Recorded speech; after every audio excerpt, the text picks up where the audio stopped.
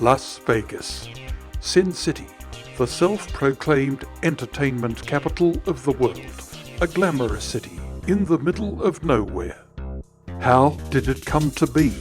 We go back to the 1820s, when Spanish traders took water at an oasis in the Mojave Desert they called Las Vegas, meaning the meadows. A name with such an ordinary meaning is now associated with all that is glitzy and glamorous. The first settlers arrived here in 1905, but nothing much happened until 1931, when it became a work camp for the Hoover Dam project. In the same year, the state of Nevada legalized gambling to stimulate its economy during the Depression. The flourishing casinos were a draw card for the young big-spending Hoover Dam workers and organized crime. Sin City has never looked back.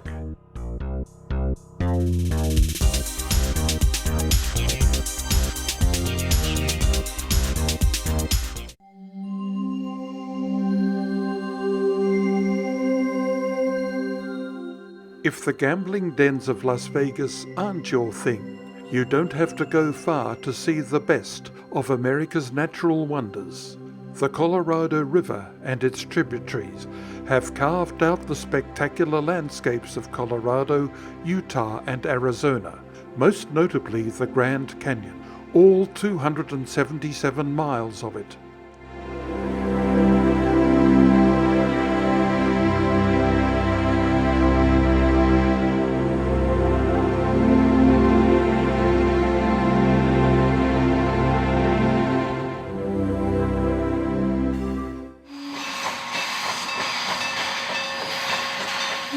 The Grand Canyon Railway connects Williams, Arizona with the south rim of the canyon.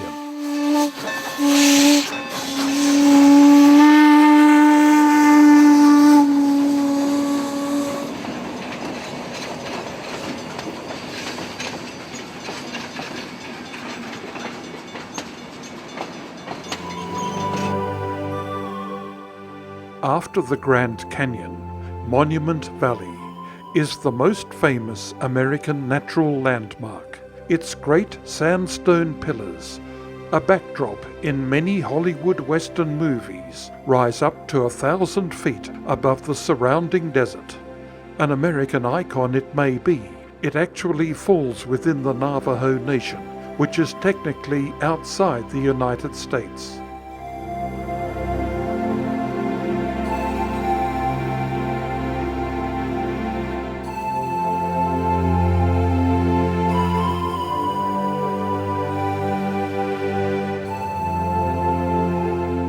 Half-mile-high red and white cliffs, unusual rock formations and patterns are found in Zion National Park, Utah.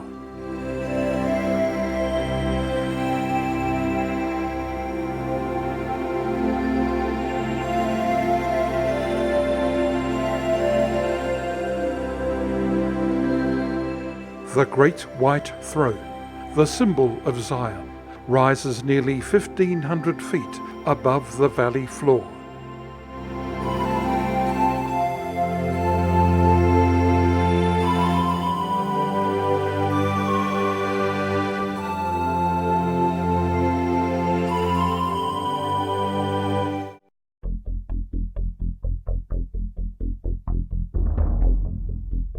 The mile-high city of Denver, capital of Colorado, is where the Great Plains meet the Rocky Mountains.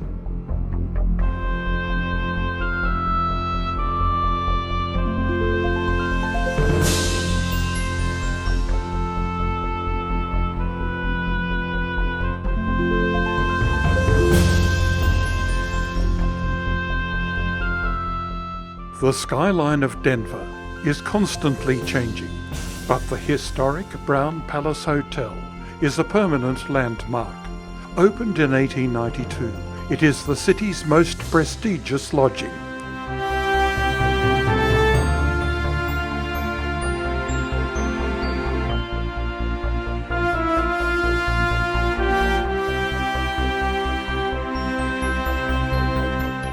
Denver Union Station was, until the early 1960s, one of the busiest stations in America. Today it is mostly deserted due to the decline of American railway passenger services. The Union Pacific Railroad Preserved Locomotive 8444 is an occasional visitor to Union Station. In July 1982, it couples onto our special train, which will take us 57 miles to Sterling in northeastern Colorado. The Union Pacific stands out not just for its distinctive yellow livery, but for having the world's biggest of three types of motive power: steam, diesel, and once upon a time, gas turbine.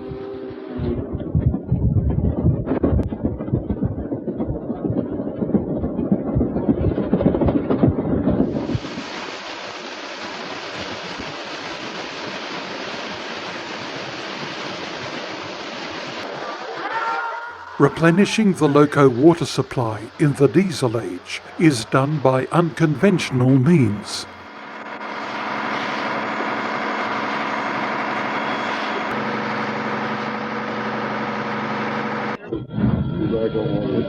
Psychological thing, 70 miles to go.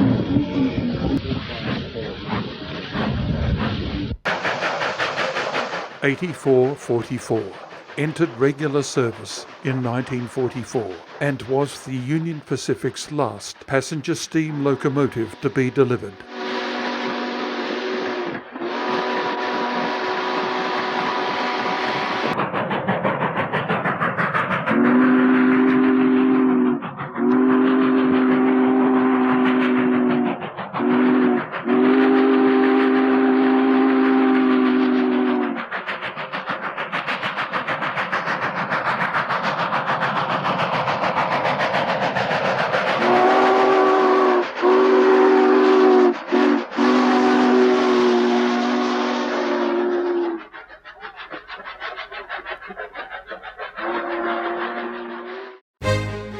Back at Union Station, the Rio Grande Zephyr, a silver train from a golden age, the last privately owned long-distance passenger train in the United States, is being prepared for its 570-mile thrice-weekly journey to Salt Lake City.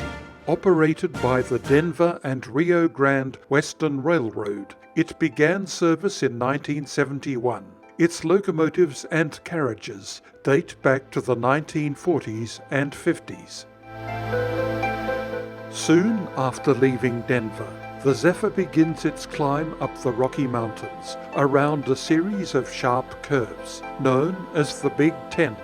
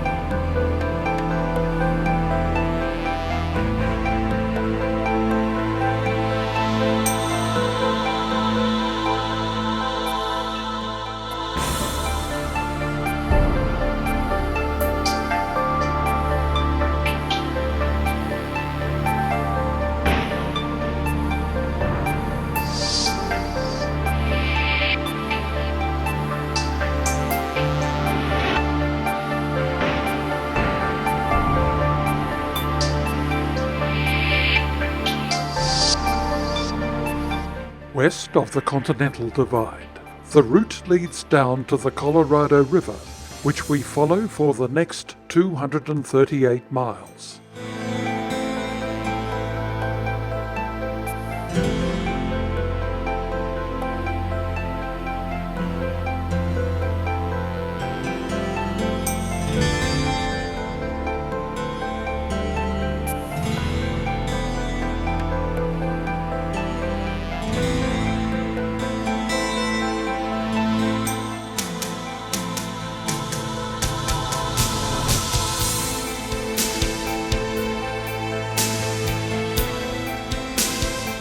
So narrow are some of the canyons along the way that the railway's construction workers had to be lowered by ropes down the steep cliffs to the roadbed.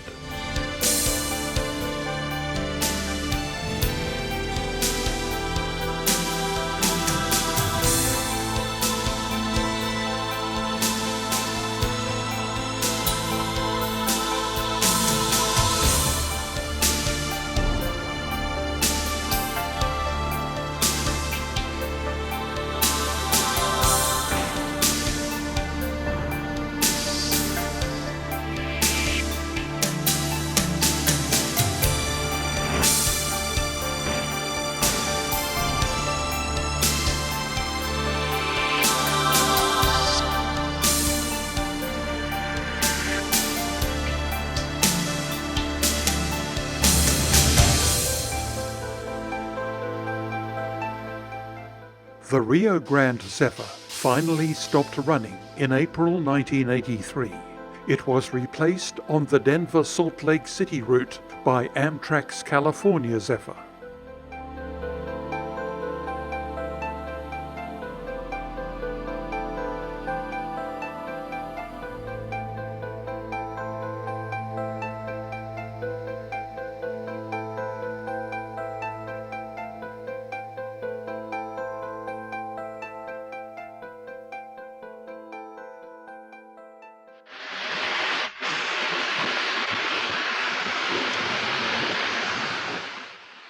The 3-foot gauge Durango and Silverton Railway was originally built in 1882 to transport silver ore.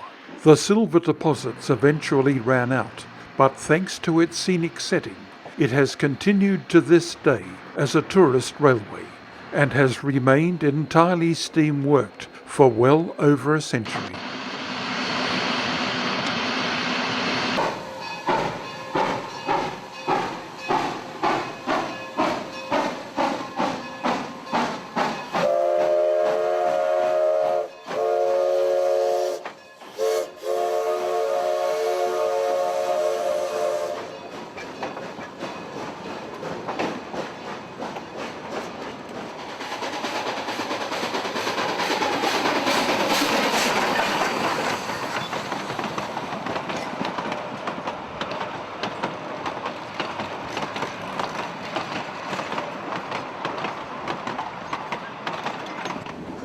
Soon after leaving Durango, we enter the Animas Canyon, through which flows the Animas River.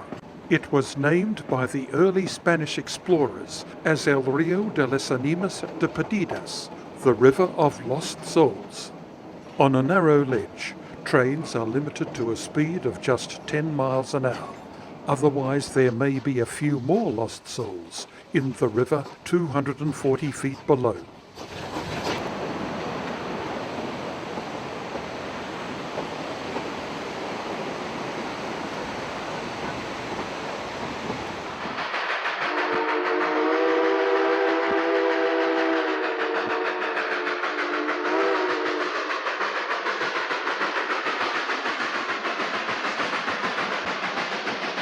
July the 11th, 1982, a very special day.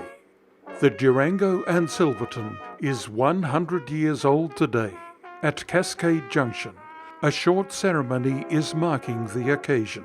Mr. Charles Bradshaw, the railway's owner, unveils the monument to the spirit of Colorado mountain railroading, a spirit that has kept alive America's longest surviving railway passenger service.